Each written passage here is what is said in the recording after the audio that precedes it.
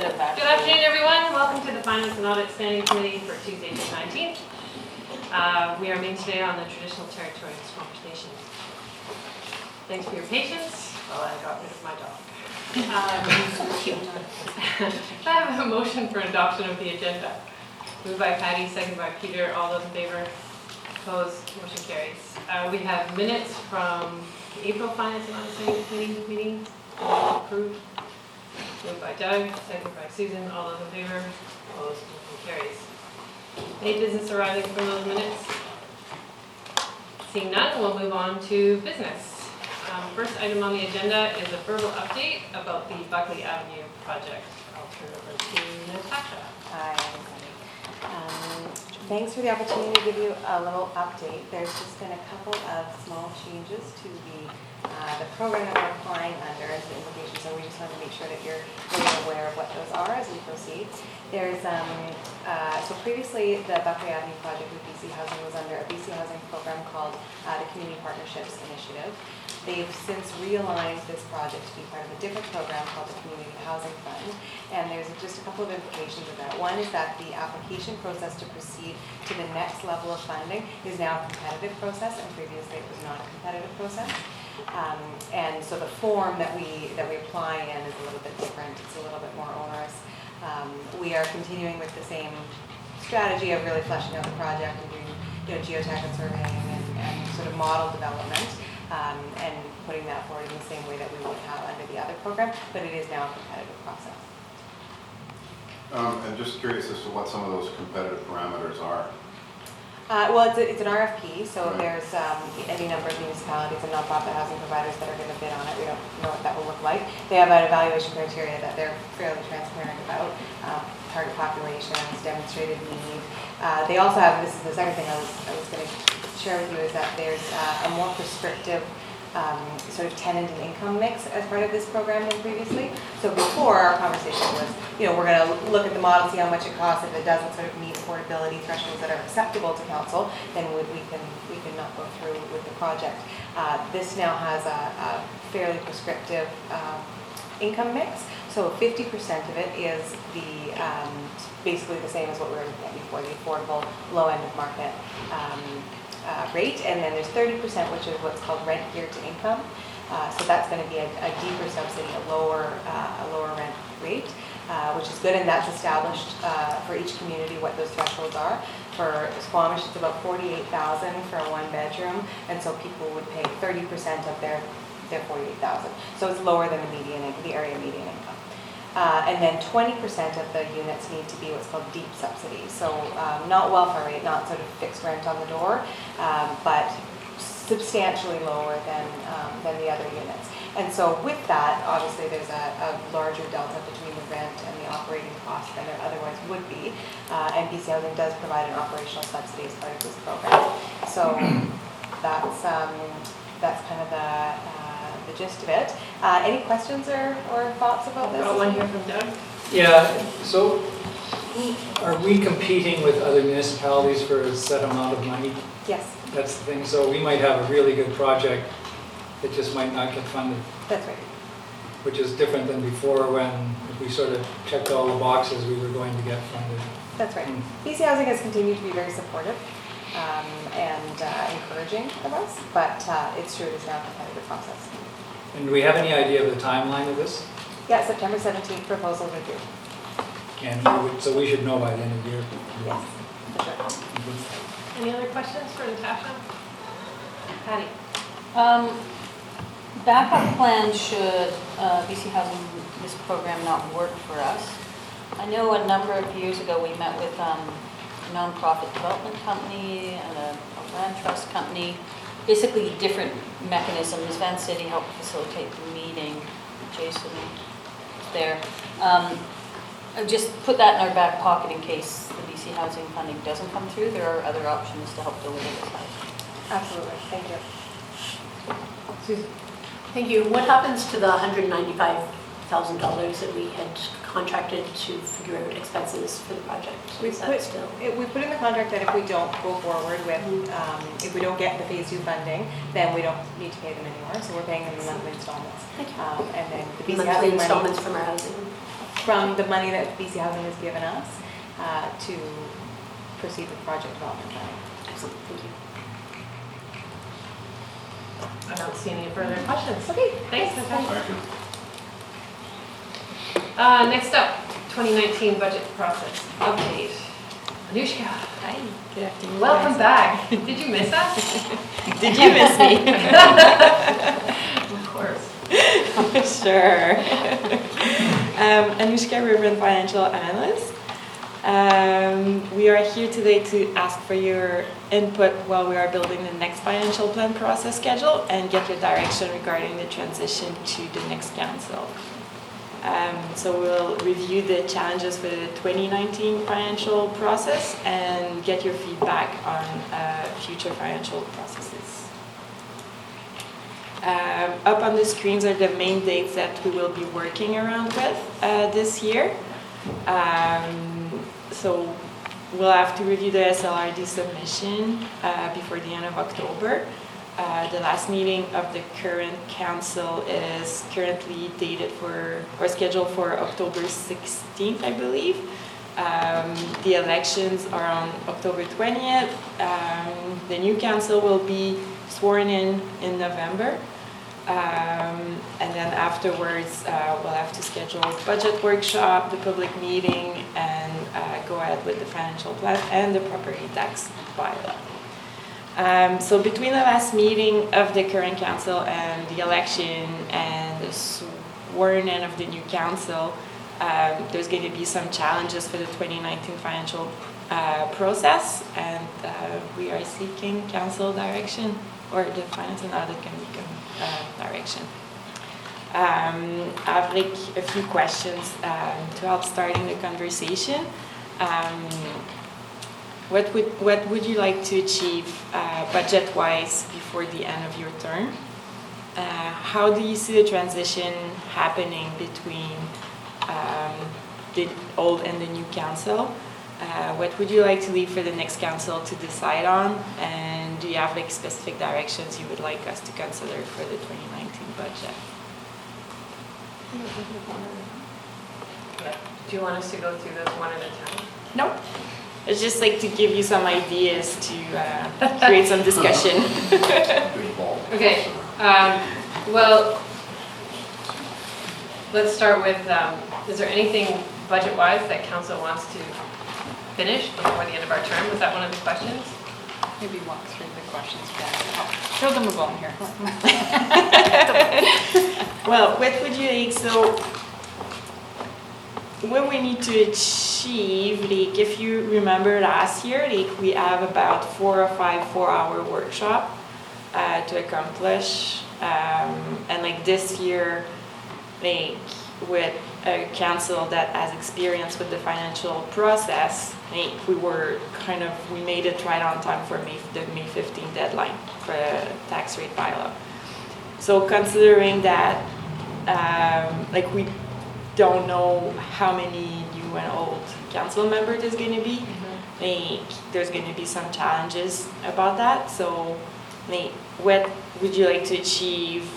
Like, where would you like to be before The election. Like, we're So working. how much do we want to do and how much do we want to do? Yeah. Okay. If I may, I'll just, so obviously the strategic plan, when our budget managers start the budget process very shortly now, they're going to be working off this council strategic plan, which some councils decide that they're going to kind of drive through, try and get the budget pretty well sorted and organized before they leave, so that the next council who comes in, sometimes if it's a fairly new council, they're kind of like, huh? So it's a sort of an olive branch over to kind of go here's a leg up, and then we'll do your strategic plan in the new year and carry that through to the next process.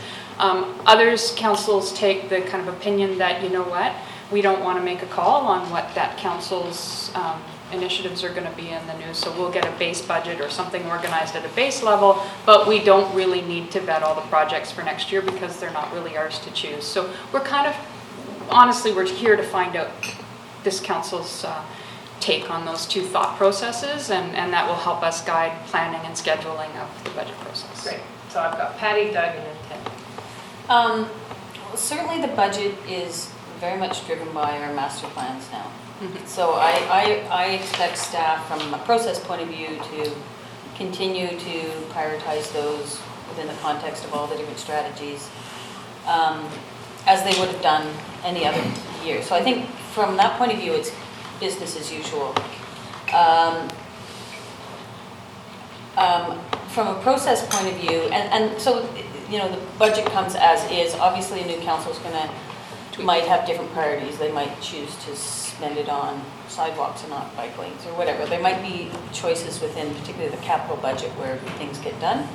And there may be some operational pieces. As we all know, there's maybe a 15% shift in any sort of budget schedule, because unless they close down the rec center, they have X amount of costs at the rec center. So I expect staff to just keep going at business as usual.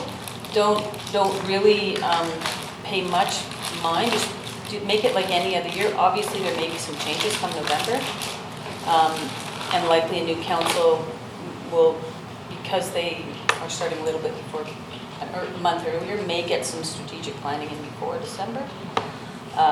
So don't be surprised if budget stuff changes, but I think business as usual, keep putting it earlier in the year, because that's, you know, having that real build-up time in the September, October, November to budget is really important, so that budget goes really quickly. So I wouldn't, to be honest, I wouldn't worry too much about the election. The election is what it is. You guys got to keep doing what you do and just be ready, be nimble should changes come. Yeah, thanks. And I tend to agree, and I think, I wouldn't even say it's 15%, it's maybe even less than that. It's kind of discretionary.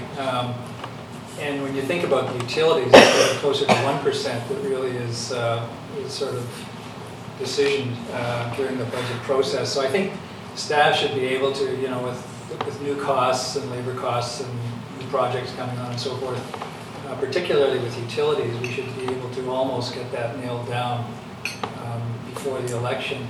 As far as the general budget goes, you know, all the work around the labor costs, what's the RCMP number, fire department number, all those types of things there's no council decision really in there. But I think what we might end up doing is end up with a slightly bigger parking lot that perhaps we normally might, to leave it to the next council to put their final stamp on, because they are the ones that will be accountable for it. And so there'll be some discretion left to them, but holy smokes, it's probably less than even 5% of the gross spending of a budget. Right, so I tend to agree with the mayor. You just got to press it on. Thanks, Ted. I thought you were going to say we are going to be the next guys. So how do you guys see it coming out? I mean, I agree, you know, I don't see us doing much, but, and I probably missed this being 15 minutes late, but what's the best way that you guys have for us? If you were to give us advice, what would you tell us to do?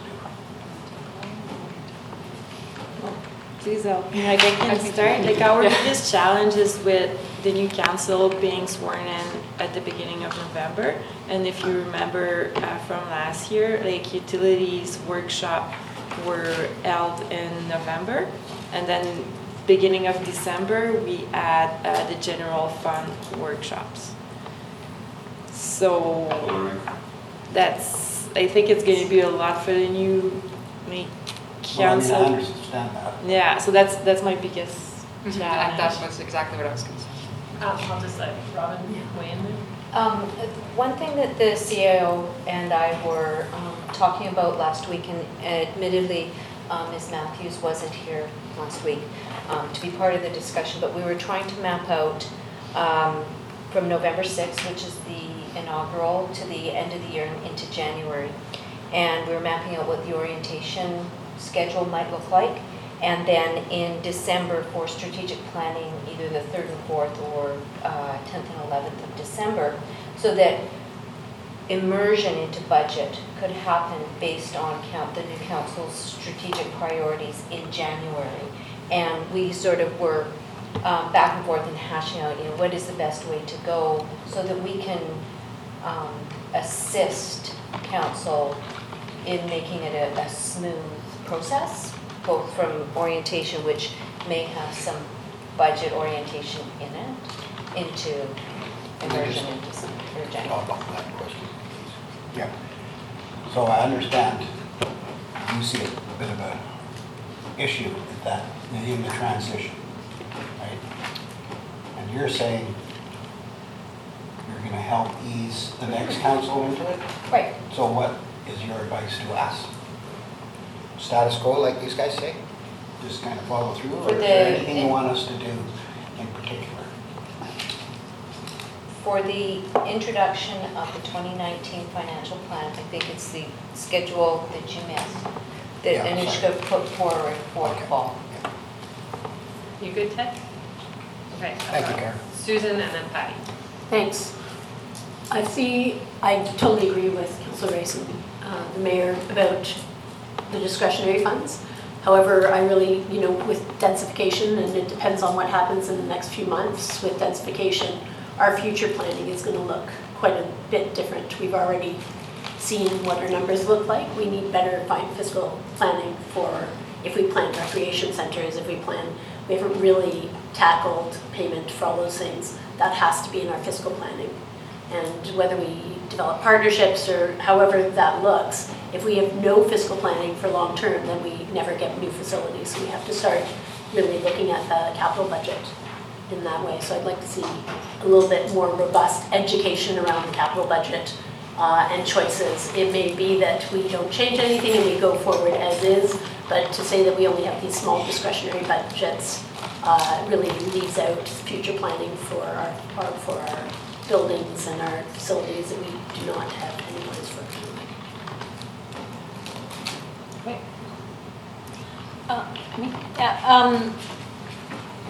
So a few things. We do need to sort of update the financial plan policy. I think it's been around for about 6 years now, and so I think that's where Councillor C.F.O is going, and absolutely I think that should be something we do. The other thing is that I think if we have budget meetings in October, and I'm fully happy to have budget, I think we should, I expect everyone running for council to sit in the room and be digesting this information. That's part of the job of running, is to get yourself prepped. Awesome job. We got one guy here. So they shouldn't come in completely, unfortunately a lot of people do, but they shouldn't come in completely out of the blue. Putting budget in an election cycle, I think is great. Get some people out and actually maybe understanding a bit about the job before they run. It doesn't always happen. So I would be happy to have a budget, particularly on utilities. Obviously, decision isn't going to get made till the new council, but I think the conversation should just go on as, I think we should almost make it like, obviously we're not going to make any final decisions. New councils can always overturn them anyway. But fundamentally just keep the timeline and the process as if it was any other year, understanding, I think, generally there's going to be a slightly bigger parking lot, and that we have to be nimble down the road and be able to switch things up. But I think we should have meetings, and I think there should be 25 candidates in the audience during those meetings. And on that note, I think that's a great idea, and I really, maybe beforehand, we could put together an intro to budget package so that when people sign up to get on council, they can actually, these people, regardless of whether they get elected or not, will be engaged in the community. So for them to understand our budget regardless and be advocates for education throughout the community. So maybe having a little package that you put together to say, this is what a capital budget is, this is our discretionary funds, so that they can not only educate themselves, but maybe spend some time educating the community afterwards as well. Because if you're running for council, you probably have quite a following and an engagement in the community. So I think once people sign up, that they get a budget, so they have time to prepare themselves if they do get elected, and if they don't, they can still be advocates for our budget and engaged with the community. And we have all those documents, or Budget 101 documents already, so it's all available already. Maybe what we can do is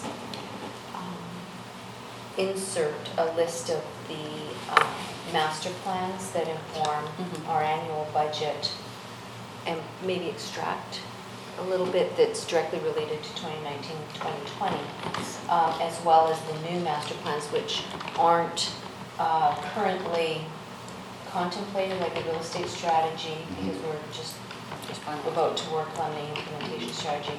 As well, we will be finalizing towards the end of this year, after the engagement on the rec center, another implementation strategy for recreation. So that is likely not to be too much into 2019, except for some preliminary. But making those lists, right, and so that people know where to look and why. Why isn't more discretionary?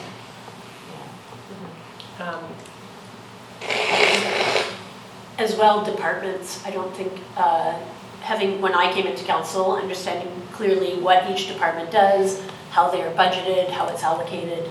And I don't know, I was trying to figure out the other day, actually, maybe Mr. Wickham can answer this, is with the capital budgets, can transportation budgets be combined? Like our active transportation, our paving budget, and our transportation budget for buses, are those budgets? Those are very separate in our funding. Is there a reason, except for the fact that it's always been that way, that those budgets can't be combined? Through the chair, it's a bit more of a council and political perception out there. We roll all of that into the same financial area for most of our reporting, so it becomes more seamless. But it really comes down to how much we want to break down and distinguish where you want the funds being managed and handled. So we gravitated to setting up specifically an active transportation budget because that was a key strategic priority of council. So we wanted to make sure that was out and highlighted that it was there. Thank you, So it's really comes more as part of the strategic plan and some of those decisions in that case. Thank you. For myself, I think remembering coming in, I'm pleased to hear that you're thinking about when strategic planning happens, because I think that didn't happen soon enough for our council, and it delayed our ability to get our feet under us and really get moving. So I think trying to do that in December is a great idea after a bit of orientation. But and then as we know through our council, you get to refine it each year. So as they learn, that new council can refine their strategic plan. I think that we can give them a leg up by addressing utilities in October. And I think as well, like the mayor and Doug said, using our master plans, the non-discretionary things that we have to do, and also projects underway that have already kicked off under the 2018 budget that will carry into 2019. I would hope that we wouldn't be fiscally irresponsible with the next council and cancel something that's already underway. So I think there's a lot of the budget that we can build out, but that special projects bucket, I think we shouldn't really touch. But I think it will be informed by our master plans. So I think we should try and give the next council as much of a leg up as possible so that they can refine the budget in January rather than start from scratch. And the one thing that might hijack a little bit of this is UBCM hasn't decided when they're going to have their new council orientation, at least they haven't told us yet. So that is typically early January. If it's a month earlier, it may impact what our plans are for strategic planning, but we'll work around it. We'll work around that.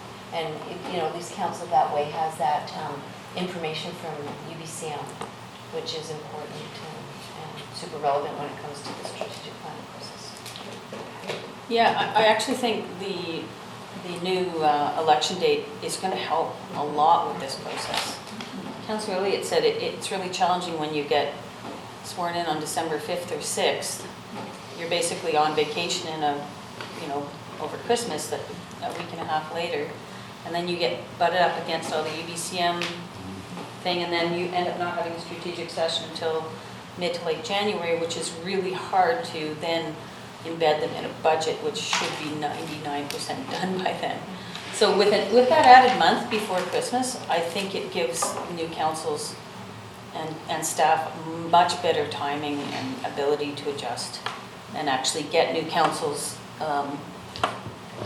involved in their very first year of budget, because it was really hard under the last system to actually get that done. So I think you're going to this is helpful to you guys, my personal opinion. Truth will tell. True. I think there's been a lot of great ideas here, and thank you for that, the early orientations and the like. And we do have some materials for orientations from past years, which we can tap into. I do just want to remind that we are also trying to go live with Business World in October. That will slam our department quite You heavily. should be smiling when you say that, Christine. I will as soon as I feel really comfortable that we're ready to go in October. Having said that, our capacity to maybe do that as fulsomely or wonderfully as was described is probably going to be a little bit lean.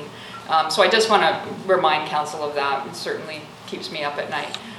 So I like the ideas. I definitely appreciate, thank you very much, that business as usual. Let's carry on driving along seamless, whether it's this council or that council, or it would be nice if all of you were back at the table, but say that's I think realistically we've already heard that's not going to be the case. So thank you very much. I think that's helpful.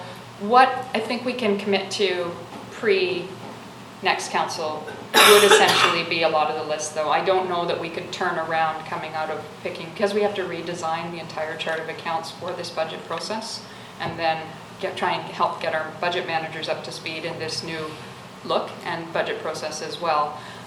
Realistically, we probably won't be able to deliver out to you a utilities budget before October. We're going to be running to try and get our SLRD budgets up and running in October, and that's usually our first focus, is to make sure we get those submissions into them. And then certainly we have project lists and everything from the various managers by then. We could certainly bring those out to ground truth them and start talking to council about those ahead of time. But to have a fully wrapped up utilities budget, realistically, I don't think we'd achieve that this year. Okay, so but thank you. I think the philosophy behind this is very helpful. We will certainly do our best with the capacity we have to try and trot that along, do a little bit of public education as we come out to do the various workshops about budgeting as well, to help educate those that might be watching, that might become future councillors. I think we can commit to those types of things. I'm kind of looking to the poor person who's going to be trying to get that organized. And Christine, just in terms of the rollout of the new financial system and budget and a new council, and this issue came up in audit as well, is do we have the resources we need in finance to not burn people out and to go through this big transition and do our budget and orient a new council like that? None of that's small, and develop a new strategic plan with a new council. So you're involved in all of those things. Your staff have a key part to play in many of those. So, it's incumbent upon this council to also set the organization up for success. So are we, you don't have to answer it today, but it's something to think about. Have we set ourselves up with the right resources in place to carry us through till May 15th? I will give you initial feedback, and that's that essentially this organization has tried very, very hard, and I've had a lot of support to try and do that. I'm going to be frank, and the expertise we need for these types of projects is not easily accessible. And when it comes down to it, these products need to be built for this organization and the people in this organization. So just going out to market and pulling people in cold that don't know what we do or may not even have municipal experience has been very, very challenging.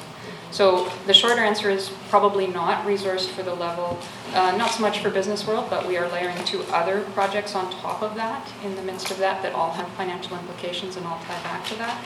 That is certainly proving challenging, even though they technically affect other departments. It all comes back through that financial hub, and finance people still need to be involved with how it connects into those systems. So definitely it's something we're looking very long and hard at. Our CAO has been very supportive in trying to get us those resources, to support us in getting those resources. But when the chips are down, we have gone out for several times and just not been able to pull in suitable resources that fit within our labor templates or our wage scales, etc. So I guess it's a qualified, it's pretty shaky in there, and that's why, please forgive me, I'm going to keep saying that we only have so much capacity. We'll do the best we can. We have deadlines. I have amazing staff. and they really are coming to the table, and I have amazing support from IT. And so But there is some risk there. there is a little bit of risk there, yes, I'm not gonna lie. Thank you. Any other questions around 2019 budget for Anishka or Christine? All right, thank you. So if we could, we just wanted to follow up too and see if there's anything in last year's process that maybe didn't work well for you, so we don't replicate that into the new process. I think we've sort of got some feedback before that council did find that process somewhat helpful, but if there's anything you can think of at this time. Doug? Yeah. We never did finalize any kind of policy around the accumulated surplus, I don't think, which we might consider trying to do. I don't think it's like, rewriting an encyclopedia or something like that. It seems to be pretty straightforward. And I think, in the discussions we had, my recollection of that is we had kind of consensus around certainly a part that we would protect for interim finance and contingencies, et cetera, and then what might happen to the balance. And of course, this is something that kind of pops out every year, depending on last year's operation. So going forward, even though there's only so much in there today, next year or the year after there might be more. And so I'm just wondering if we want to try to put our minds to some kind of a policy about how much we might retain, which could be a floating number or a formula or something like that, and what we might do with the balance, and what we might consider applying to capital expenditures each year, much as we do out of the operating budget already, to give some guidance. I mean, these are policies and not bylaws, they're guidance for a next council, for example, but it might kind of set them off in the right direction. So I'll leave that with you and maybe think of timing that and people that set agendas. No set agendas. So you're thinking like September, October finance and audit? Sure, yeah, whenever we get our money. Patty?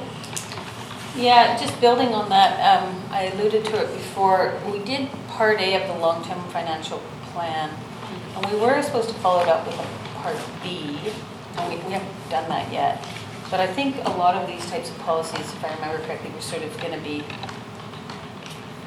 measured into the Part B. Or maybe speak a little bit about what the vision was for Part B, just because we haven't. Yeah, it's been a long time for sure. In fact, Part B was being developed. That was one of the first things that I was looking at when I came in to the municipality. Part B actually did get developed. Unfortunately, what we continued to struggle with is we don't have robust database for asset management. Yeah. And so what we were finding was life cycling and truly projecting out in the long range. Although we have our individual plans and we did our best to pull those plans into our long range plan, we ran into the problem that it started to drift off after year 10 and realistically was very misleading. So we had it built and we went to the CAO, we sat down, we looked at it, and we just believed that it was not a fulsome enough document to bring it out to the public, that it would not be helpful. We have the asset management program triggered in the TTP program where we try to consolidate all of engineering, finance, and everybody onto one database, which should help with life cycling in the future. In the interim, we continue to build our long-range plans. We did the last one for SODC when we were making the decisions around the ocean front. That's the last major model that we did in terms of trying to project growth and that's really the only background model we have at this stage. It is still missing elements. I think the facility strategy will help when we get that. That's a pretty big component that was sadly missing in there. We are going back out for some more asset management plans now that will update because ours were now 6, 7, 8. So all of those things we can still feed into long range plans and we do our best to do that. We pick up all those master plans and feed them in and it helps guide, but we are very much using it internally. So we're using it to kind of step back, the financial planning person, the analyst, and myself, we kind of go back and we go, okay, well, that trend is showing us we do absolutely need to increase water rates. We are probably going to need to do these things so on a conceptual form, but it's true that council has not seen a formal Part B come back out of this stage. So when we get the TTP sort of dialed in finance and we start to input our most recent master plans as well as the asset management plan that will hopefully be done next year. It's in this year's budget, the asset management plan. Yeah, so it'll be done by next year. Will we then have the data sets to be able to ground truth or give confidence to a financial plan B, long-term financial plan part B, and council then can actually have something to consider? Like I said, we'll use those plans regardless, if they're as recent as possible, but at the true asset management and life cycling, we do not currently have set up in our database, and that is I'm not asking on, that's when. for about 2 more years. 2 months. Yeah. Before that's fulsomely done. I think they'll probably start doing some work, I hope, next year to start reconciling the GIS and the financial numbers to make sure that they're all lining up and do some preliminary work for that project. Okay. That will certainly help. Even if we could have just a database with that data in, it helps, but to really fulsomely flush it out, you need to do condition assessments, you need to do life cycle analysis. Is it worthwhile bringing, I understand what we haven't had in front of us, but it sounds like you're using pieces of it already anyway. And we often do this, we wait till we get a document completely perfect before it comes to council instead of sort of adopting pieces of it on the way. Is there a portion of this that could come to council? In the short term, I prefer not to. It's back with the SODC modeling, so it's out of date now. We'd have to update it.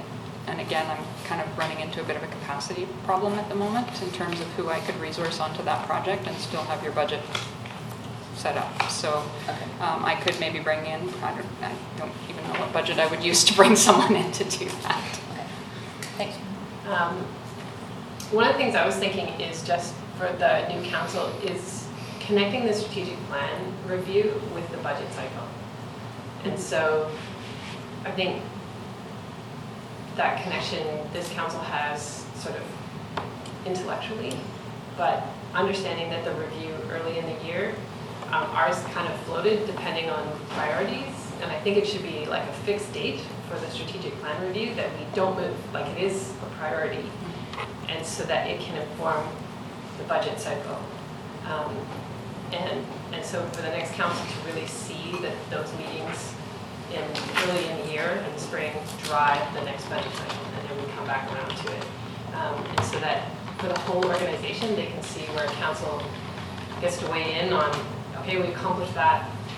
We see things changing in the community, so now we want to actually put more emphasis on this part of our plan this year rather than over here, which then helps that. And I think by creating that sort of set schedule, that strategic plan review is attached to budget will help a lot. And I thought the timing of the process this year worked really well. Although we still got hung up on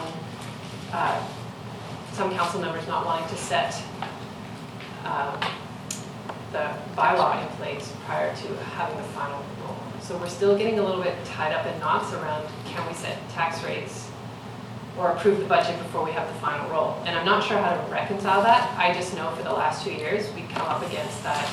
Well, I don't want to make this decision until I see the final roll, but the whole purpose is to get the budget done and get going early, which means we would have to do it before the final roll goes. So those are some things that I'm still contemplating about how do we make that easier or smoother if we want to get our budgets done early. So Susan and Pat. Thanks.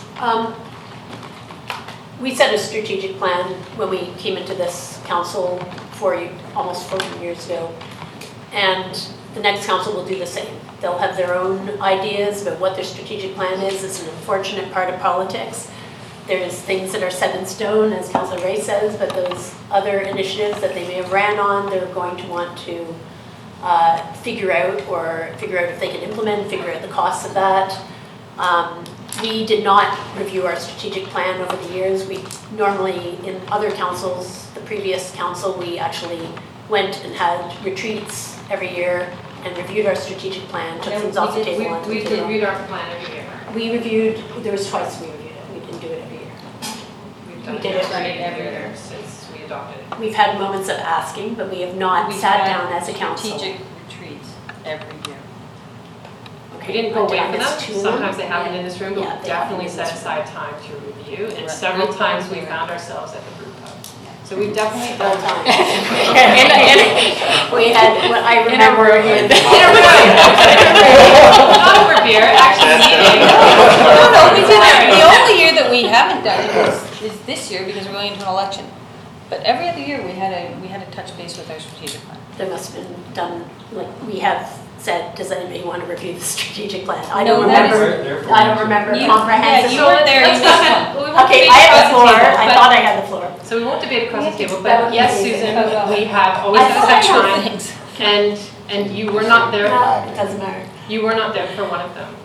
I was not there, and I do remember that at the brew pub. There was one, and I remember the first one that I did attend, and the second one I didn't attend at the brew pub. That's what So I you remember. now have- So regardless of that, the new council will want to set their own strategic plan, and I agree maybe having a date for that is great, but all of that will be set by the new council. Regardless of what date is set by this council, it will be set by the new council. So, spending time and resources on that now when we have other priorities on the table, when we're already at capacity with staff, is not my personal priority. If other people want to spend time on that, that's not my personal priority. Okay, I think my Setting a date. suggestion was just that the two are linked. I didn't want staff to set a date, I just said make sure in the future that the budget is connected to a strategic plan review, and those dates are set by council and staff, not by this council. Okay, sorry, misunderstood. Pat?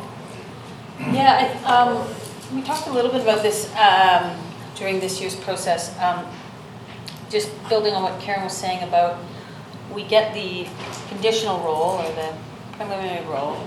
We essentially approve the financial plan, and then we don't get the final role and approve the bylaw for a month or two after. And it's almost like we should, the conditional role always ends up being less because people challenge their assessment values. I don't think For I've the ever final heard of a role. The final circumstance role. where it's final role, yeah. I haven't seen it go up very often. Never, ever seen it go up. In fact, some years, because BC assessments made some mistakes, it's gone down substantively. So I would almost rather council consider a very conservative, this is the preliminary role, take off 10%, like just immediately go into the financial plan adoption with the most conservative, so that you don't, you at least go into it knowing that it will only get better, or it can't get worse, I should say.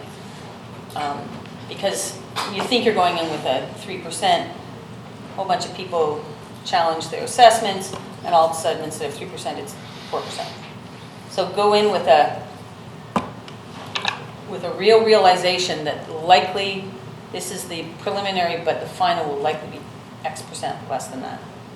And so base your numbers, base your decision on that very conservative number, or at least the knowledge of that. So we could potentially do some trending analysis, but it's the play between classes that usually causes the disruption. Yeah. And so, unfortunately, we don't have, if we could forecast that, we'd all be happier. I think it would be a little bit difficult to get to something real or realistic. So you could maybe go across the board and say everything will be maybe 10% lower assessment value on all classes. And maybe you'd see some shift, but you can't really target, I think Council 2 feels a little bit burned by the 1 year when we actually had a really substantial change because of an error. That is not really the norm. BC Assessment's usually quite good at this, and it was really a unique scenario where it was the oceanfront lands and the park space, and it ended up kind of throwing them for a loop. And it ended up being a big adjustment in one class. Mm-hmm. We would not have caught that even if we'd trended, right? It was just one of those off I things. understand that. I think realistically, yes, I think you're correct. We could maybe assume that all the assessments, or maybe residential, will be lower than we think it should be, and probably, and leave the other bases where they are. Maybe that would give us a better fulsome understanding. So we can certainly explore some of those options. It won't be a perfect science. It never is. Yeah. Any other comments from council on the budget process for this year that didn't work well, Ted? Personally, I would like to see, I know you picked a few homes that you use as your reference. And one thing I always, there's only going to be this much tax increase, and then I go home and my wife tears a strip off and there's a big tax increase. I always say to her, will you show me our last 5 tax increases so I know what I'm talking about? Maybe you guys can do that on those homes. Pick Ted's home next But yeah, that's right. That'd be fine. That would make me happy, because I don't get it, you know, I still don't. I know my taxes go up every year, I don't know how I don't look at those, you know. Anyway, so I do think that would be helpful for new people to say, well, you know, taxes, you know, because you throw in the assessment and it's not etched in stone anywhere, you know. My house will go up so much percent and the guy down the street will go down, like you say. But if you just show on those record ones the last 5 years or A few more something. years, sure. And I know I won't be here, so I'll just have to keep an eye on you. Pay your taxes. I always do. Peter and then Doug. It's almost a moot point, but I remember our first budget when we sort of had the line items and the charts broken down, but it wasn't itemized. So we really, coming in green, we weren't quite, and I think I can speak for almost all of council who were not incumbent. It was very difficult to sort of grasp the effect and the ripple effect of a lot of those items. And I noticed that we've refined that since, and in our last budget process, it was actually very concise, very easy to read and understand the references between how these items worked and in conjunction with each other. And I think that's very, very helpful for somebody coming in new to be able to understand sort of under a microscope, but not ridiculously detailed, and enough to be able to grasp, you know, effectively what's going on. So that's going to be a big help. And I know you will do that anyway, but just kudos for that. Was there any specific document that you found that translated for you? I think just all of the budget, really, just being able to see, I think it was cause and effect, you know, like if we do this here, then what's going to happen later down the line, and what is this item exactly, because some of the stuff wasn't quite clear in the first budget process, what that really was, until it was broken down and we saw what it was, or the reasoning why. For instance, looking at, it's end of life for that machine, or these items in the fleet have to be replaced because of X or whatever, or we're trading this in because of Y. So those things were really helpful. So having the description and justifications clearly out there. I think that would be a big asset. Yeah. Thanks, Peter. Doug. Yeah, it was just a bit of history about that idea of putting Ted's house as the example.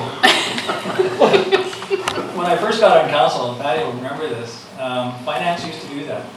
They'd have all of the 7 councillors there, and this is your house and the assessment value, and this is the tax increase. That's great. Seriously, well, it became just a little too personal for some people. So after, I think it was, we did that for 1 year, I can remember, and maybe 2, and then it was killed. But that, when I got on council, that was what happened. And so I'm not sure that it's the best idea, but I remember 1 year you went down 12% and I went up like 59%. That's the joy of taxation. Yeah. It's very illustrative though, right? I should have changed it. Maybe you can ask councillors if they would like their home to be a part of the reference knowledge. It is public knowledge, but I mean, it's not right there. You have to kind of go through BC Online or something like that. And they are Still. closing down some of the rules around BC Link as well. I believe they're bringing some more privacy issues around it as well. So where we used to be able to go look at other properties in other jurisdictions even, I think those days might be numbered now. Well, just that, Hold on. oh, I thought you said 10. Ted. Now, It's the 5 years increments to see the jumps. Yes. You know, that's the biggie. And I'll be watching you guys. From Cali. Yeah, right. Sounds like a threat. Okay, thank you. Thank you.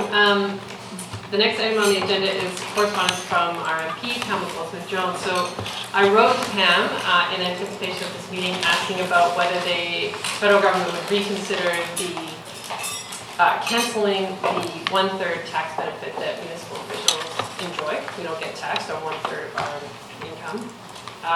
And it was basically there to acknowledge that council work generally doesn't end when you walk out these doors, that you're going to meetings, your role extends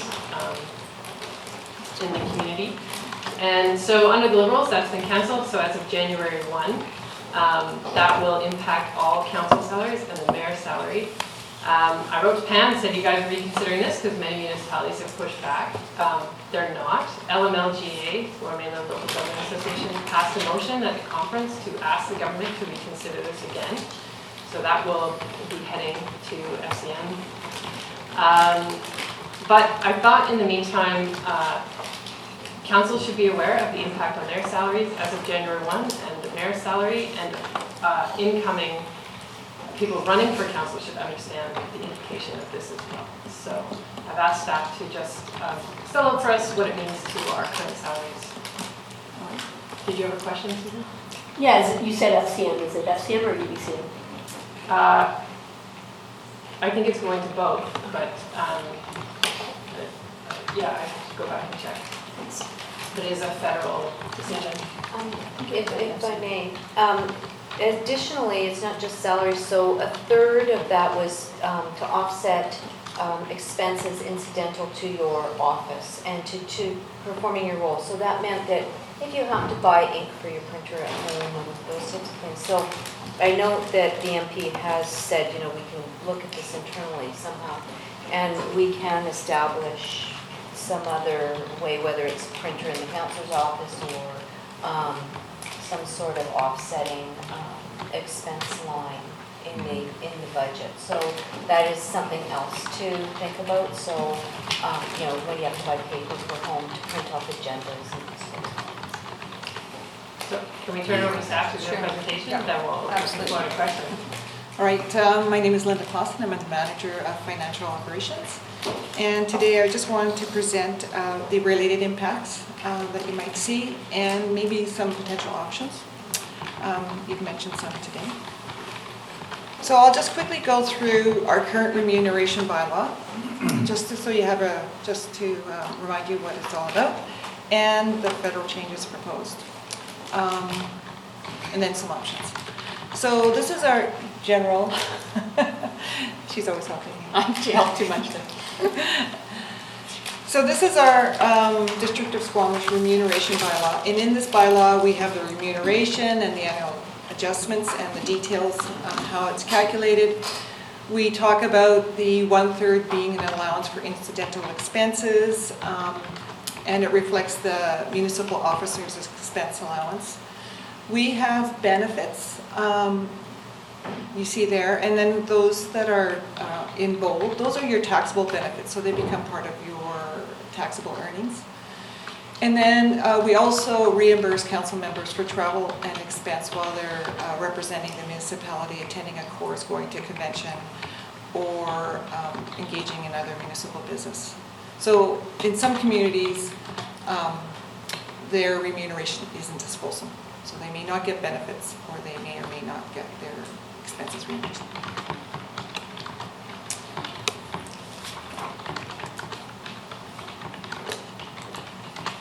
Pardon? Just one finish. So when I did some trying to look for some research, there's not a lot of CRA guidance on this topic at this time, but it does talk about non-accountable allowances. Any allowances that are paid to an employee that are not accountable, which means that you don't have a receipt for it specifically, is considered a taxable benefit or is taxed. So a car allowance would be considered if you get a straight dollar amount, or a moving allowance if you get a straight dollar amount. Currently, the elected members of municipalities receive this 1/3 tax exemption for non-accountable allowances. And as you said earlier, the federal budget in 2017 has proposed that this allowance is going to be taken away from us, or from the elected officials. And also, the employment expenses is going to continue to be a non-taxable benefit to the employee. So that will not change.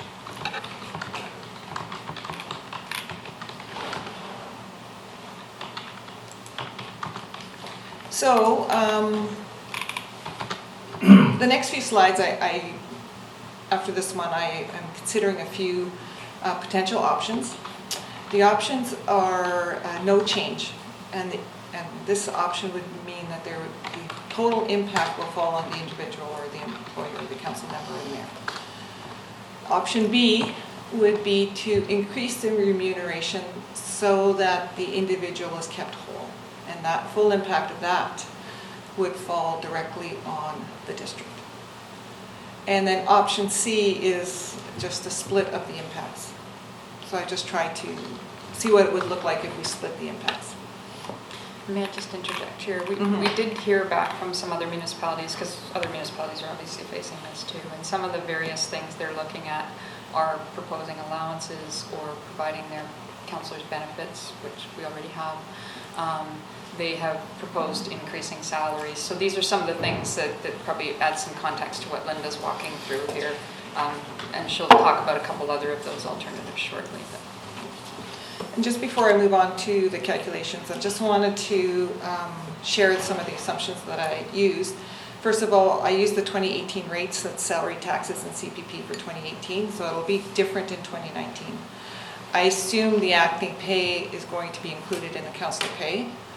I didn't consider all the individual details that you may have, such as taxable benefits or CPP eligibility or your tax situation.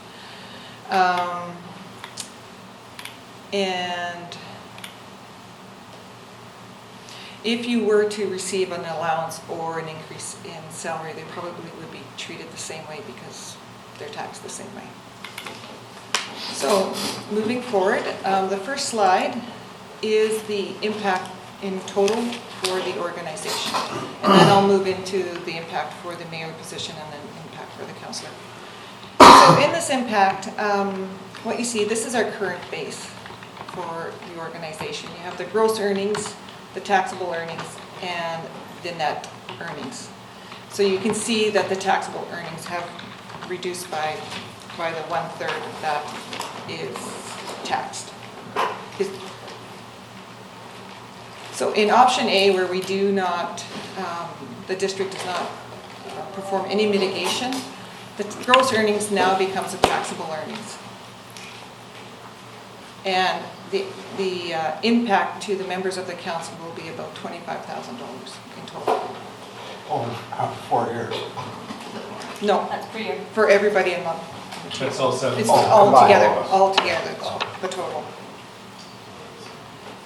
So in option B, where the district decides that perhaps we would bump up the salaries, so you can see now that the net earnings between the two here, the 255,970 and the 255,970 remained the same, but the impact to the district, the gross pay would be increased by 34,429. That represents about a 12% increase in remuneration. Now, if we split or shared the impact, there would be the impact to the district maybe about $17,000 and the impact to the councillors about $12,959. So that's just the split. Some of it would be an increase and some of it, we wouldn't, the district wouldn't take the 100% impact of that increase. So now, if we look at the mayor's salary, the gross earnings, $75,000 in mitigation A remains at $75,000. You can see that the taxable earnings are increased there by $18,689, but the net earnings has dropped by $58,000, or dropped to $58,000. And one other thing to note is the tax rate changes as your taxable income increases as well. So the impact to the mayor position is about $7,000 a year. For the option B, where the district increases the salary, there is an impact of about $10,000 to the district. But you can see that the net earnings for the mayor position is the same, and reflects about a 21% estimated tax percentage.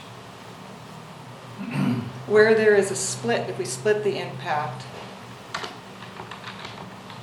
the estimated tax is about 20%, and the impact to the district is about $5,000, and the impact to the mayor position is about $3,500.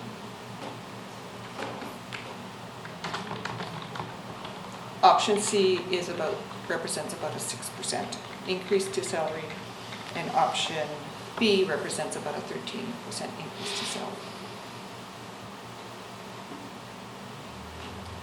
Everyone following? what Yeah, We're just- basically, we're essentially, the first column, option A, indicates what the impact's going to be of this new regulation to the individuals at the table, or any council or mayor. And then That's we're just just the mayor. proposing that there's This different is just the ways. mayor, yeah.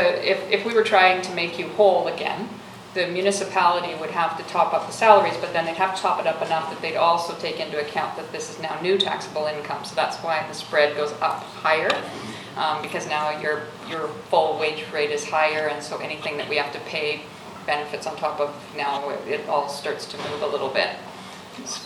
So that's what those things are indicating. So maybe you're heading on Okay. to the councillors now. I to am, see I was just trying to check in to see if Everybody's getting it, yeah. They're quiet. So on a per councillor impact, the base is $34,000, 524 for the gross, and net earnings is about 31,790. You're currently estimating tax rate is about 7%. So if the district does nothing, your gross remains the same, your taxable earnings has now gone up. Your net earnings is $28,675, and your impact is a negative $3,000. If the district decides to keep you whole, that your net earnings stay the same, $31,790, the impact to the district is about 24,334. That's where all of the councillors. That's for For all the For all councillors, six. all 6 councillors. Yeah, that was the same question I had, Doug. Yeah, this is a bit weird because it's not. It Yeah, is- it's it not is. quite lined up. Yeah. What's that number for individual? 3 divided by 6 over 4. Oh. Can you do that? Yeah. 4,000. Yeah, Per guy. 4,056. Well, There we go. 2,100. It represents, the middle column represents about a 12% increase in salaries. In option C, if we split the increase for the councillor will be about 6%. The impact to the district will be $12,000, and the impact to the councillors, individual councillors, will be about $1,572. And your tax rate stays at about 12%.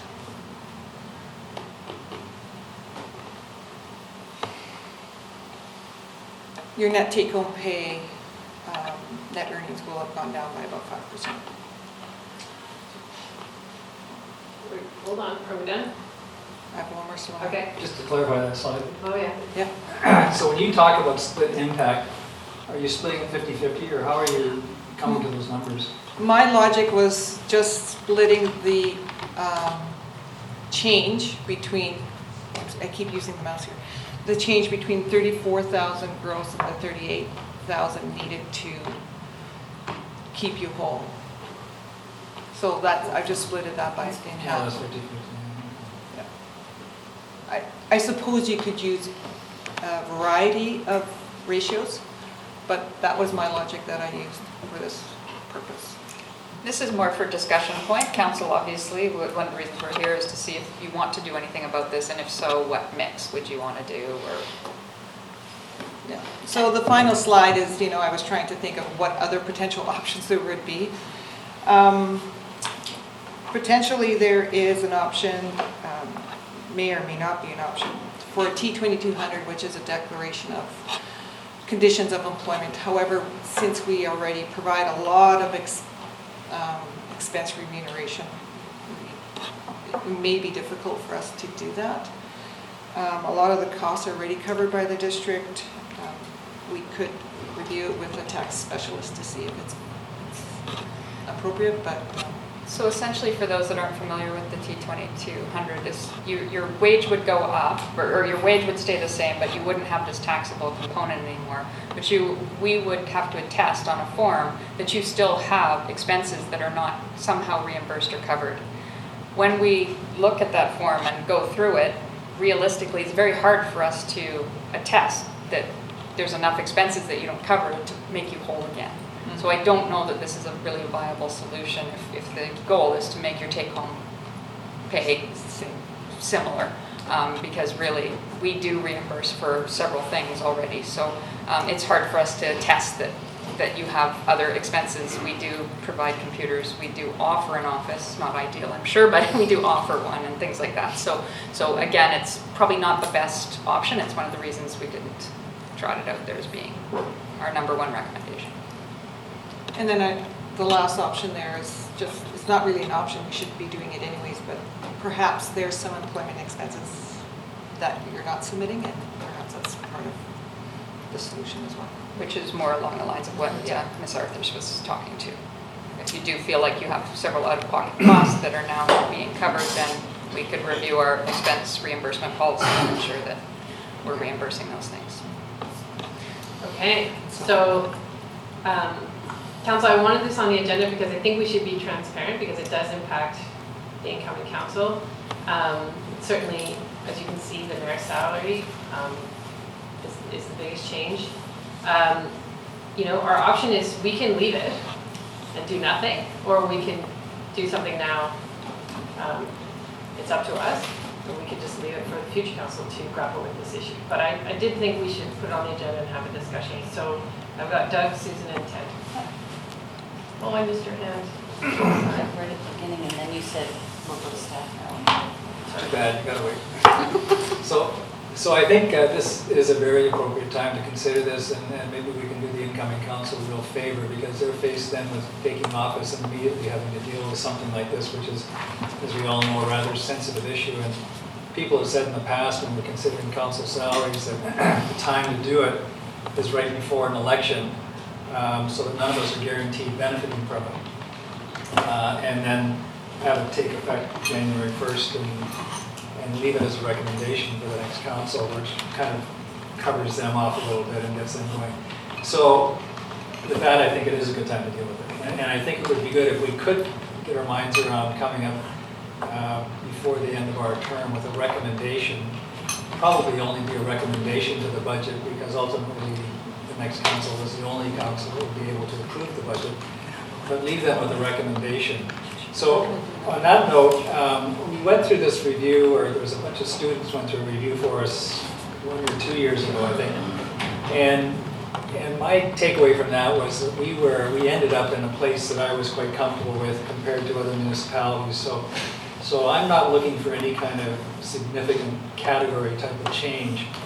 I think we're just talking about how do we deal with this tax hit. And as the MP's letter said, we can just suck it up sort of thing, or we can try and deal with it as a municipality. And I've always sort of thought this was a bit of a gift, to be frank, and maybe had a historic basis somewhere where people, I don't know, maybe did incur significant expenses. I don't use that much printer ink, I can assure you. So I think, for me, I'm happier with a split. I think there certainly is a hit to a certain extent. There certainly are other expenses. Every time we go to a meeting or something like that, we jump in our car and we drive around, and whoever keeps track of all that mileage, I mean, we just don't. And some of the other little things. It was also historically, I can remember this from, I don't know where, tax courses or something like that, but it covered off things like the clothing you needed to attend meetings, for business clothing versus the kind of stuff you just wear kicking around the house, and dry cleaning bills, and there's a whole variety of things that kind of added into it, which are probably, once again, look at us, I mean, historically, none of us are in tuxedos here, so historically, it just doesn't really follow through to present day, especially you. Today. Hey, way to make it personal. Holy cow. So I'm happy with the split. I'm fine not going to full try to compensate. I can live with a split. I think that would be a fair way of dealing with it. 50-50, frankly, I don't have a better number than a 50-50 split, like you suggest. All right, thanks, Doug. Susan? Thank you. It would depend, to me, it's totally dependent on the 2,200 because we get our $5,000 remuneration, which barely covers UBCM, and FCM if we want to go to FCM with flights and going to the meetings. Even if we just go to 2 meetings, it basically uses up our remuneration for education. As things become more and more complicated in our district and with looking forward, educating ourselves on what other cities are doing is really important, and being able to claim those expenses is also really important. So if I could claim expenses for traveling around and getting further education, UBCM I don't find it's a benefit to the district, but I don't find it a huge amount of education. I prefer to go to AI events and Future of Cities events, which are not remunerated for, and because I couldn't deduct them this year because the municipality wouldn't sign the 2200 form for those education pieces, and I couldn't deduct them, and it was said it was because of that 1/3, which I totally agree with as well. I would, if I could do a declaration of employment and deduct my education off there, I would prefer to do nothing and just be able to declare my expenses for education. And you know, the amount of meetings we go to and coffee and meal expenses that I have on a yearly basis. If I could deduct those expenses, I would be totally fine with not taking split or the other thing. If we're gonna have it as a policy that the T2200 is not a possibility, then I would agree with Doug that a split is totally adequate.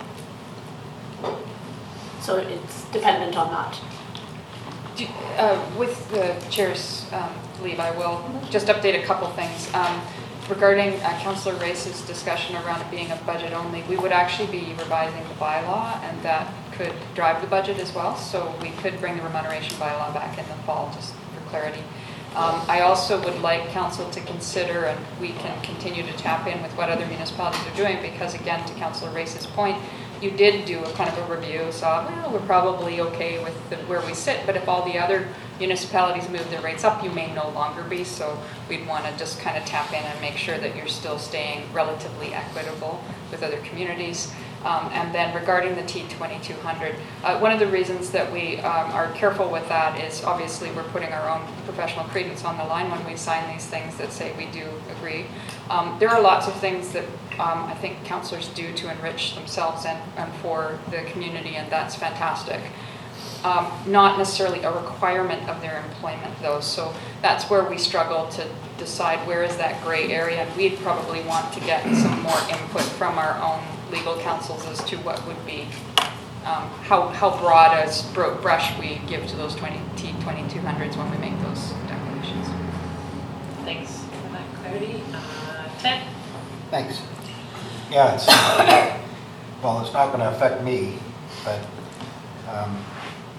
you know, the new people coming in, it wouldn't make any difference to them because it's new. You know, they're not looking at the numbers going, oh, I'm going to run for council, I'm making this, and then complain that they're not getting that.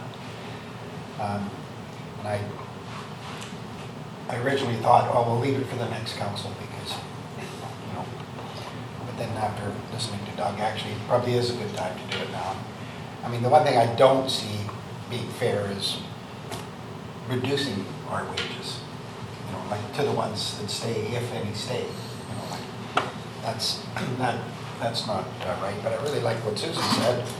And, you know, if there was some way of taking that same amount and giving it to us in, I mean, I wouldn't mind a closing allowance, and I wouldn't mind traveling allowance to go to other educational things. And, you know, if I added up the hours that I drive around and see people's problems, I mean, I'd be getting $5 an hour, you know? I mean, so I do think possibly... Don't do the math. I know, but I'm just saying there's, you know, there's a lot of things that, you know, I do that I don't, you know, and... It's a thankless job most I mean, days. first thing I did when I became a counselor 7 years ago was went out and bought 2 shirts, and I'm just counting down the days when I can stop wearing them. It's funny. Oh, not too much longer. So if that helped at all, I don't know. Thanks, Ted. I've got Patty, Peter, Jason, and then Sasha joined us at the table, so I'll let him have a word. Yeah, I generally agree with most of what's been said. Like, I've been involved in probably 3 or 4 different council remuneration conversations over the years. And one of the, Doug alluded to it, but justifications for the 1/3 non-taxable hasn't been the stuff that you can expense out that Susan was talking about, you know, and that's an internal budget. If you want to increase educational budget, you should increase educational budget.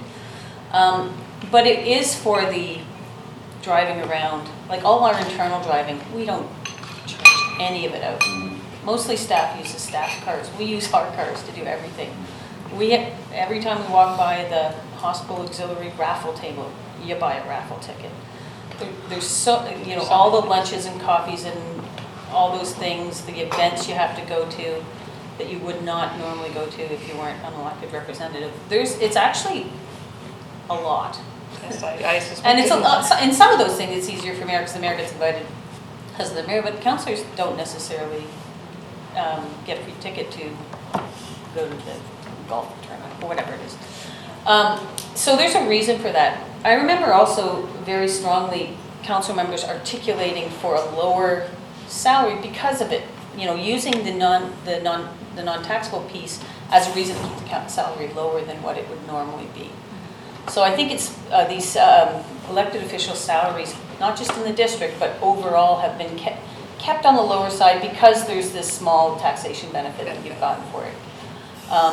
And that's been an argument for keeping it lower than maybe what would be normal salary.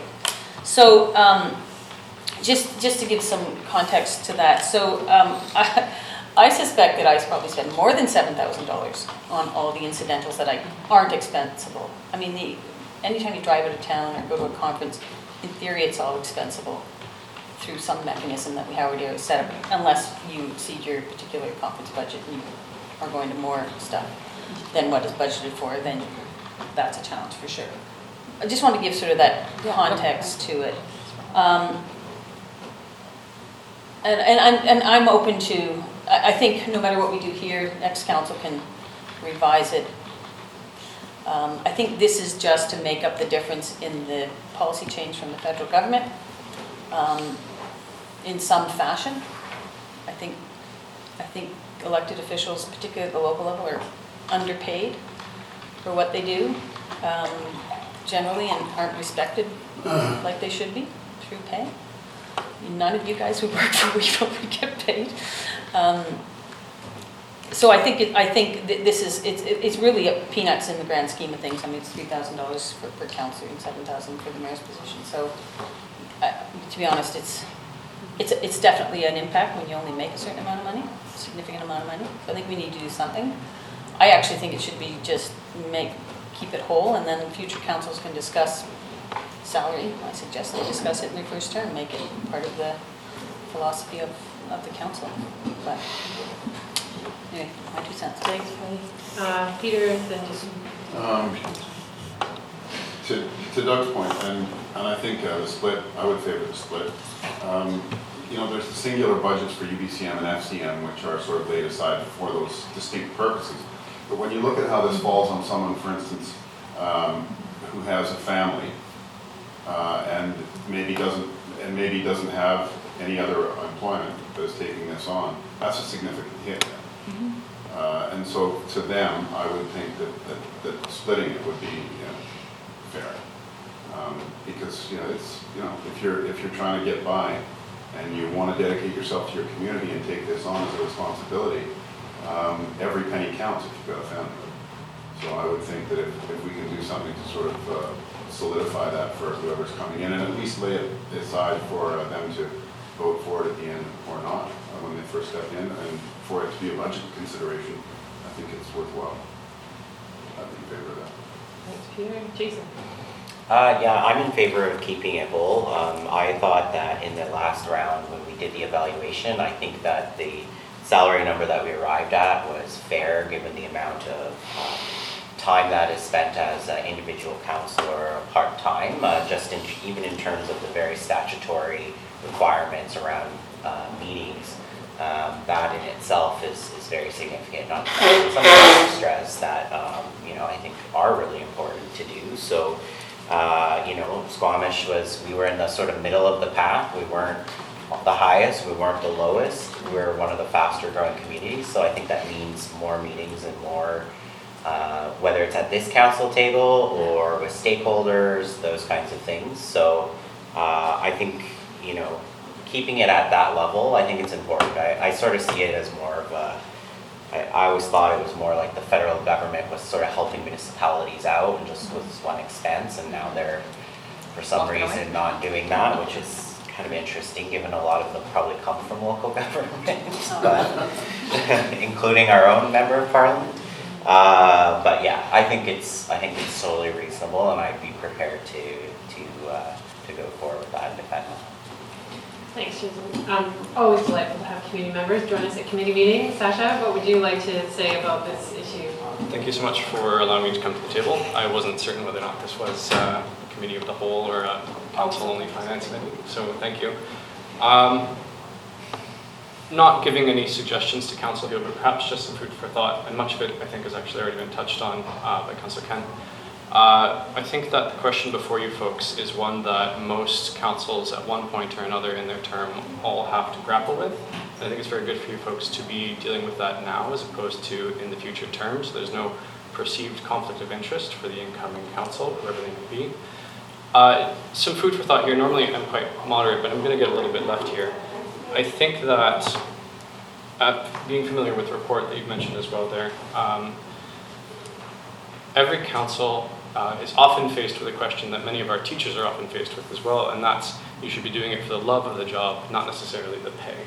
And I think that most of the teachers could also agree that they are not necessarily in favor of that kind of sentiment. That being said, you are accountable to the taxpayer and to the community members as well, and so it's always a touchy subject.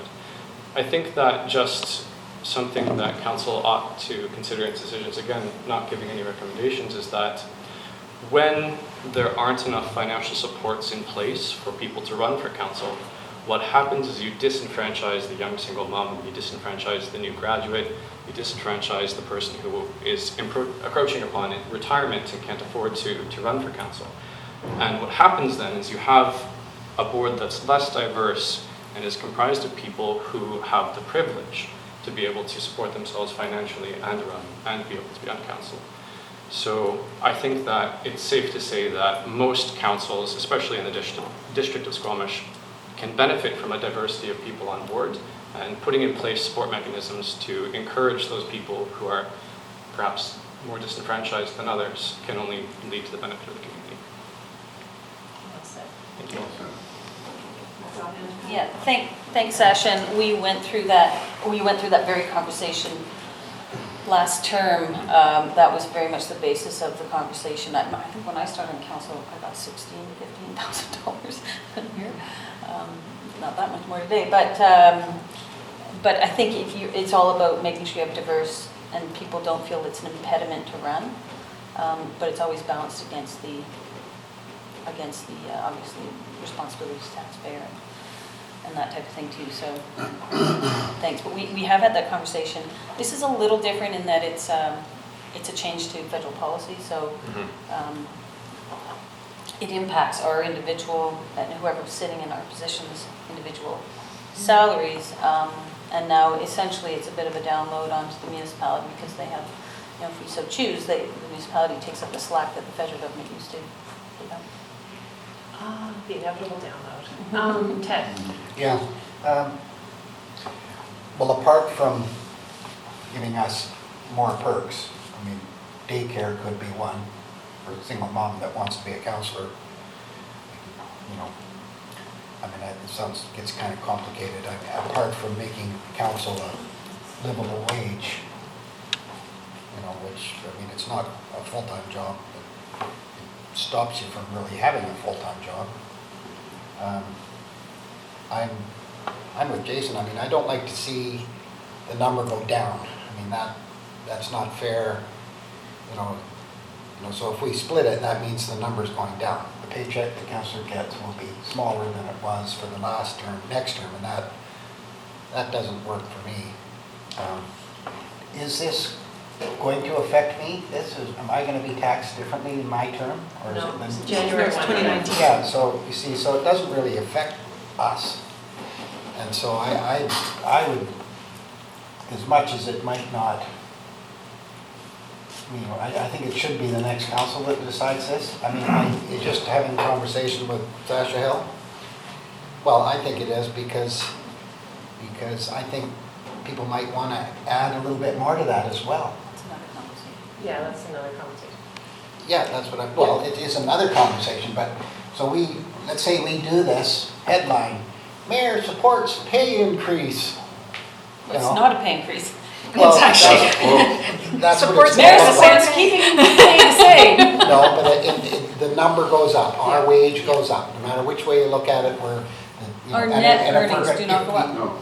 If we are, the number on our thing is gonna go up. Like, instead of getting So let's not debate 3,000. across the table. Yes, the gross earnings goes up. Yes. The net earnings is going to remain the same That's if we right.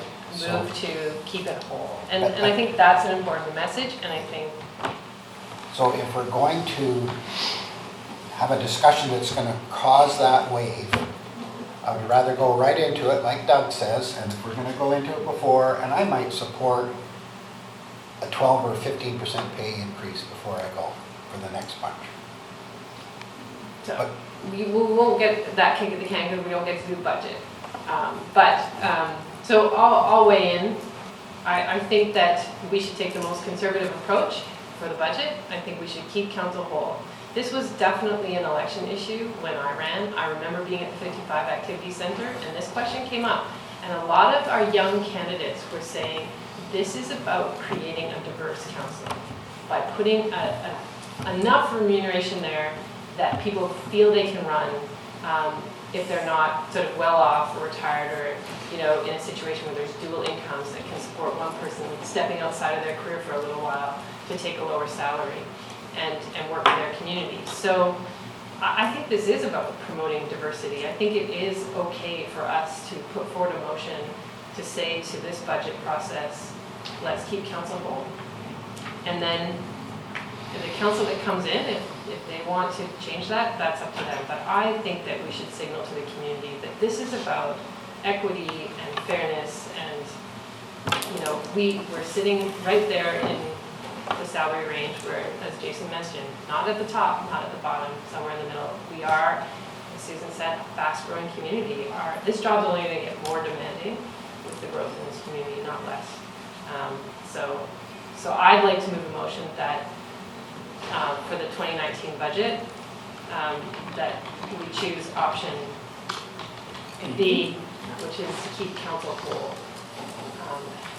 Seconded by Jason. Through the chair, I think you probably should also give staff direction to prepare a remuneration bylaw amendment Okay, and effective January 1. Is in that motion to update the council, is it municipal council? Remuneration bylaw? What's the name of it, Linda? Just remuneration and Remuneration and expense bylaw be updated for January 1, 2019. Jason, is that change okay with you? It's okay with the seconder? Susan? Thanks. I also think we should look at the T2200 bylaw because, and just be able to examine expenses. And then if you're invited to a conference as a counselor or if you're invited as That's an another elected motion. official. We have a Yeah. motion for, that's another motion. Okay. So, You want to hold that one? Yes, and sure. then we'll get there. On the motion on the floor, I saw Doug's hand. Did you hear that, Doug? Oh, you did, but What about Doug? Maybe you'll remember? Yeah, I can support this. I think, listening to the other councillors around the table, notwithstanding what I said, I think perhaps that is the most conservative position, is just keep everybody whole. And I recognize the need for that. I've been through several of these discussions with council remuneration as well. And it is a part-time job. It's a bit of an unusual animal because it's not a career. You can be turfed out the next election with no severance, there's no security. It does take kind of a special thing, and it doesn't work for everybody, no matter what you pay them. However, we do want to be fair with this, and so I can support this going forward. The other things are another discussion, I'm not going to comment on those unless they come up. You got it? Yeah, and just to add to the rationale, and this has been the case for the last 25 years that I've lived in Squamish, when councillors and the mayor walk into this room, they are taking a pay cut as soon as they walk into this room and doing this job. I remember Sandra Bauer and get Meg, Sandra and Lyle, particularly because they worked in unions, they literally took like a 70% pay cut every time they were in a meeting because they weren't getting salary somewhere else. So there are costs beyond just day-to-day expenses for doing this job. Really? Well, just so, I mean, I'm okay, I support this, but, so this will be on our back, and the next council's gonna get in and they'll discuss remuneration and whether there needs to be an increase. So this will be put in the 2019 budget, Yeah. which the future council will approve, not us. So we are making a recommendation to the budget process and to update the bylaw, but ultimately the next council will agree with this or change it to, but we're putting the motion forward. Christine? Just for clarity, the real vehicle here will be the bylaw, the remuneration bylaw. So yes, they could definitely re-amend the bylaw if they don't like what its impacts on budget, absolutely, but really we're targeting the remuneration bylaw here. All right, so call the question. All those in favor? Opposed? Motion carries unanimously. Thank you. Thank you, Asha. And the tuxedo forever. Hardly. We're gonna look really snazzy, so any questions? I'd like to put forward a motion that says that we examine the T2200 form as well and figure out what is acceptable as far as expenses and, what's acceptable for expenses. Is there a second for the motion? Second by Jason. Any discussion on the motion? Doug? So if I understand it correctly, it's not the form that's an issue.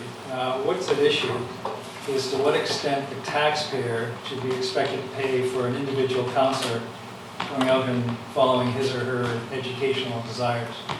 Yeah. And where the limits are in relation to municipal business and what is necessary by the municipality. Because it's the taxpayer who pays for that. It's not quite that. No, it's not quite that. Okay, somebody can clear me up. I'll hand it back to Susan to clarify the motion. Thank you. A 2200 form is if you have an expense, it can be deducted off your personal income. So it only changes your personal income.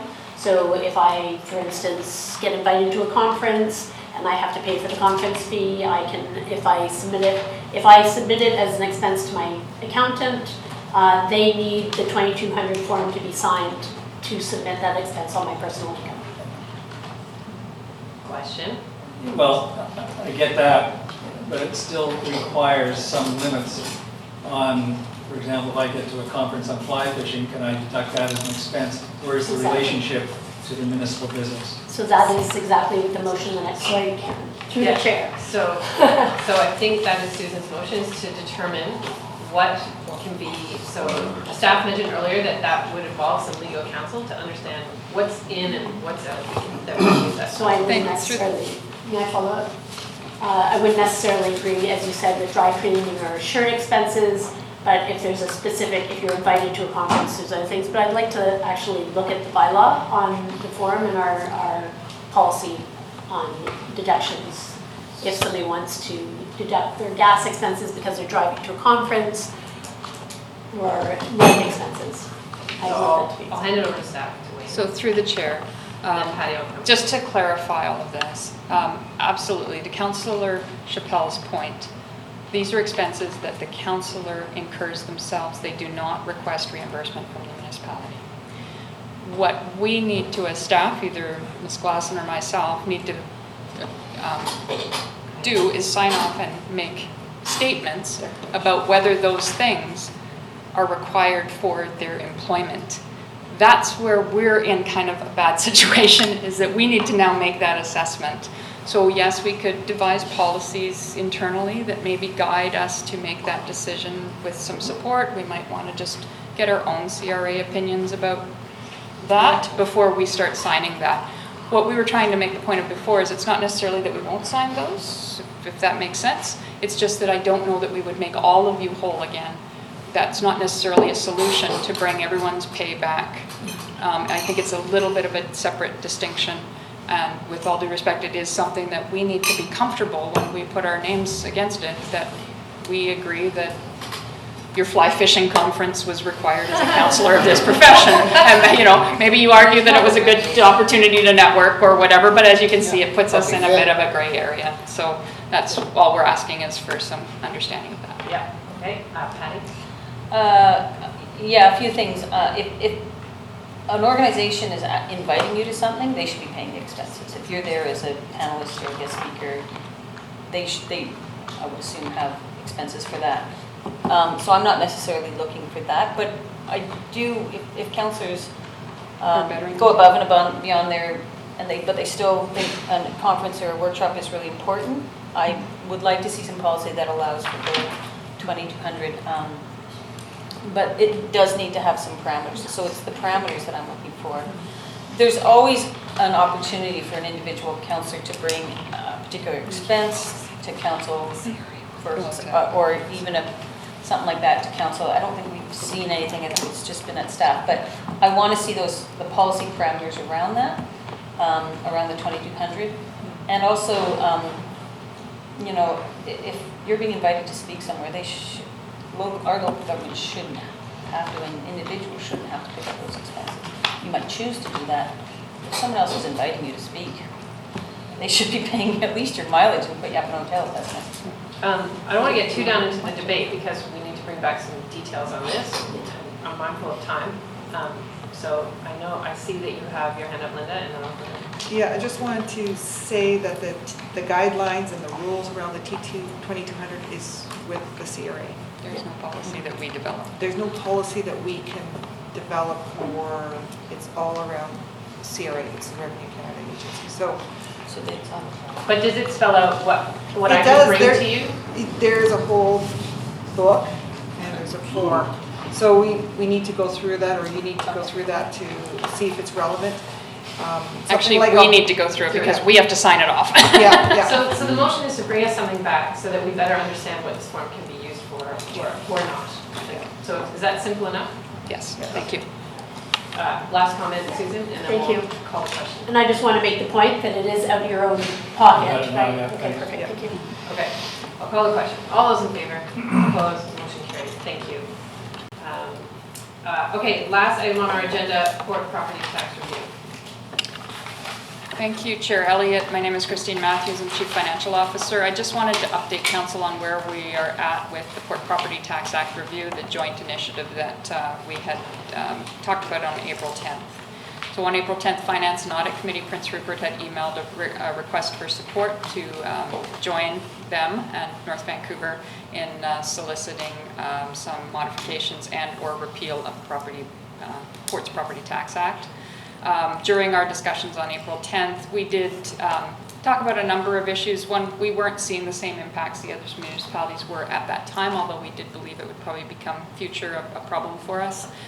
We were concerned just at the time that we not necessarily repeal the act, but modernize it, so because we didn't want to impact our port at this time, as we did recognize they were an economic driver, and we do get $422,000 of grant money from the province right now, which would cease if that act were repealed. We did all tend to agree, though, that probably the major assessment valuation for ports and things was problematic, and having a cap did create some other downstream issues. With that in mind, I believe the mayor was directed to respond to that letter, and staff were put forth to join a task group jointly. On May 24th, staff and various staff and politicians met. Represented at the table were Prince Rupert, Squamish, Vancouver, Port Moody, City of North Vancouver, and District of North Vancouver. I believe Surrey was also there, although it's not indicated in Mr. Wardell's letter. However, I'm quite sure they were on a telephone call as well. It was a very well-run meeting.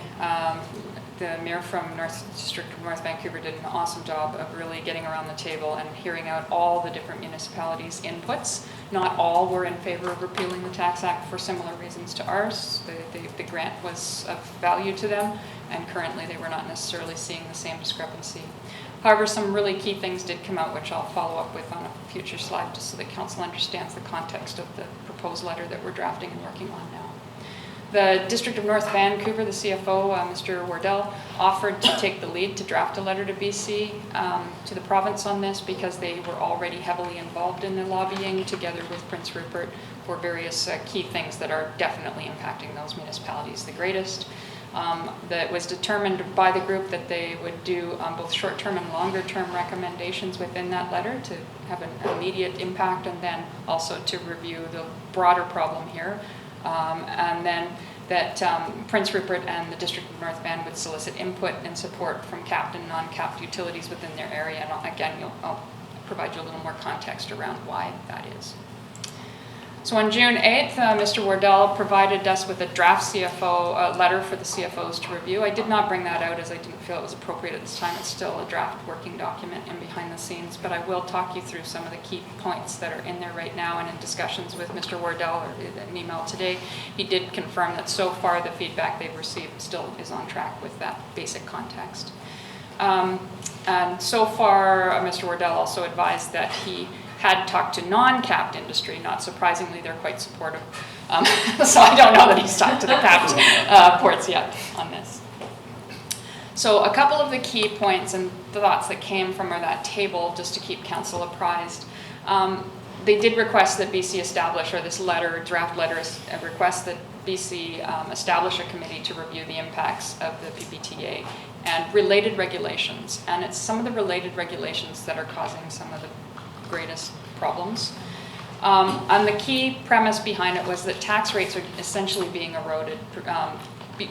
We are all very aware of the cap tax rate being a problem, obviously. But what it really came down to, and what North Vancouver's really discovering with the sale of some of their industrial lands now, is that a land regulation that dictates the value of land that BC Assessment uses to assess a port property is probably the biggest problem that's emerging out of the mix right now, in light of all of the significant market value changes on land. So what they had found was that the land regulation was set on land values in 2007, and it's been CPI indexed since then. As you can well imagine, the value of land has not been by CPI index. So what we don't necessarily notice that problem as much, one, because there's no other industrial lands to sell in Squamish, so we've never really had that pressure or that automatic skew between our major industries of all of a sudden seeing a major disparity in their valuations. But somewhere like North Vancouver, where 50% of their properties are capped and 50% are non-capped on the Burrard Inlet, they are starting to see very significant spreads, up to 500% in valuation changes between that land value. So it's becoming very, very inequitable.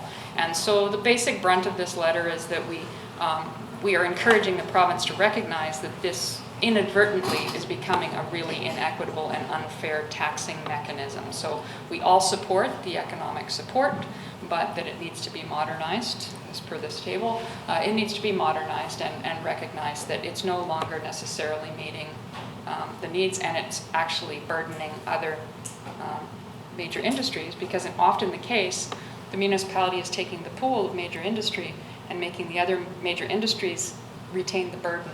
So they either have to scattergun it across the residential, sometimes very, very significant for those municipalities, or they're having to burden just all their major industries, and it's causing such a big skew in the industry. So that's essentially the brunt of the letter, is that please, in the short term, you need to review your grants and start making the municipalities more whole and recognizing this discrepancy so that the other major industries and our other ratepayers and other classes are not being impacted by this unusual market valuation. They're asking that rather immediately the land valuations regulation be reviewed and recognize that it's no longer reflecting market valuation of lands, and that in the longer term that a more fulsome review of the entire legislation be done. So that's the basic brunt of the letter.